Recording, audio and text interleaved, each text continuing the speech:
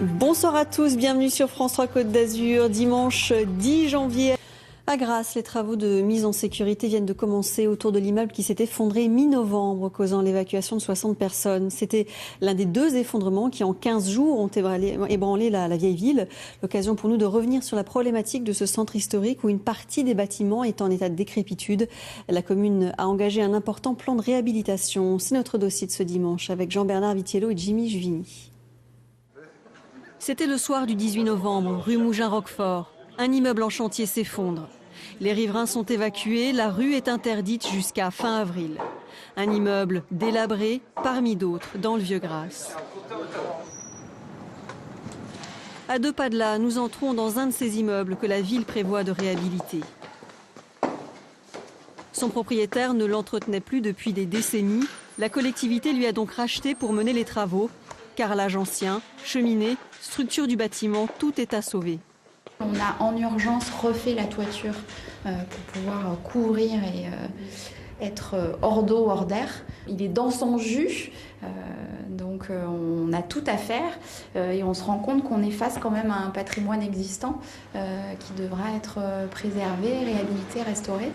Le centre historique de Grasse, 2000 logements, moins d'1% de la superficie de la commune et tout un concentré d'histoire.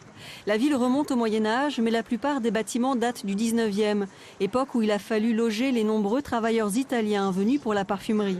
Les propriétaires ont agrandi, surélevé les maisons, empilement précaire, devenus vétustes. Des propriétaires qui se retrouvent généralement propriétaires parfois au gré des héritages, donc sans avoir forcément les moyens d'entretenir leurs nouvelles acquisitions, leurs nouvelles possessions.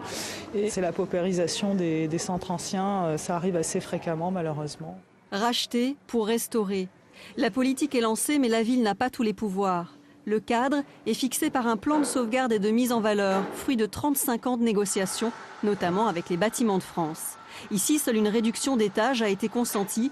Là, une démolition a été autorisée, ce qui a permis de restructurer tout l'îlot du four de l'Oratoire. Il a fallu, à l'endroit où on se trouve aujourd'hui, démolir un immeuble pour créer des espaces publics et permettre aussi à l'ensemble des logements et des immeubles autour de gagner en luminosité. On avait des pièces aveugles et là on se retrouve avec aujourd'hui des pièces complètement ouvertes avec des fenêtres et donc la luminosité qui entre dans ces immeubles-là.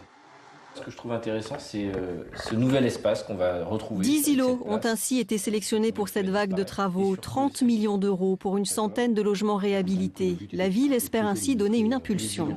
Pourquoi ces îlots? C'est une intervention qui est ciblée dans les cas les plus difficiles, dans des immeubles qui sont véritablement en danger, en péril, là où l'action privée ne peut pas intervenir et où on doit se substituer au privé pour pouvoir restructurer des îlots entiers. Paul Euzière, lui aussi, connaît bien le centre historique. Conseiller municipal d'opposition, il dénonce une politique du coup par coup et surtout une insuffisance des études avant travaux. En exemple, il cite le chantier de la future médiathèque. L'un des effondrements de l'automne a eu lieu juste à côté. Là, sur Oroachi, il y a des réservoirs d'eau et les fouilles qui ont été faites archéologiques ont montré qu'on ne connaissait absolument pas les sous-sols de cette partie de Grasse. Donc c'est périlleux de construire là-dessus? Je pense que c'est risqué, oui. Les travaux causent-ils les effondrements? Rue Mougin-Roquefort, des expertises sont en cours, mais d'ores et déjà, des riverains refusent que le bâtiment en ruine soit reconstruit conformément au plan de sauvegarde. 120 d'entre eux ont signé une pétition. Entre bien-être de la population et protection du patrimoine, le plan de réhabilitation joue sans cesse le compromis. La ville espère en tout cas réattirer des habitants, locataires, propriétaires et des commerçants en son centre historique. Et c'est la fin de ce journal. Retrouvez-nous sur notre site internet france3côte-d'azur.fr.